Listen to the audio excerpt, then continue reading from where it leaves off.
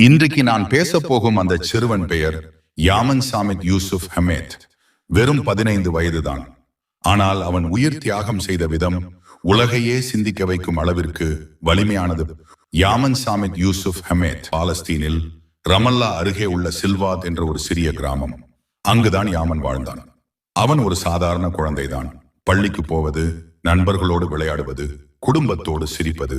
ஆனால் ஒவ்வொரு நாளும் அவன் பார்த்தது அவனுடைய நாட்டின் துன்பம், கண்ணீரில் மூழ்கிய மக்கள். அக்டோபர் 31, 2025 அன்று அந்த கிராமத்தில் மீண்டும் இஸ்ரேல் இராணுவம் வந்தது. அவர்கள் தேடுதல் நடவடிக்கையில் இருந்தனர். அப்போது யாமன் தன் வீட்டின் அருகில் நின்றிருந்தான். இஸ்ரேல் இராணுவம் அந்த இளம் சிறுவனை கொன்றபின் ஏதோ காரணம் கூற வேண்டும் என்பதற்காக கூறுகிறது. அவன் கையில் தீப்பந்தம் போன்ற ஒரு பொருள் இருந்தது. அதனால் சுட்டோம் என்று. ஆனால் பார்த்த சாட்சிகள் சொன்னது என்ன தெரியுமா? அவன் வெறும் சிறுவன்தான். அவன் கையில் எதுவுமே இல்லை.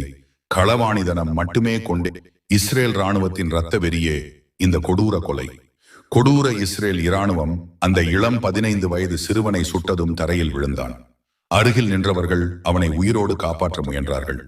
ஆனால் கொடூர காட்டு மிராண்டி இஸ்ரேல் இராணுவம் மருத்துவமனைக்கு செல்லும் வழியை தடுத்துவிட்டது. சில நிமிடங்களில் அவன் உயிர் நிழலாய் மாறிப்போனது.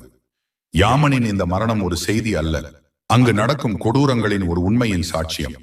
பாலஸ்தீனில் குழந்தைகளுக்கு கூட பாதுகாப்பாக இல்லை என்பதற்கான சாட்சி.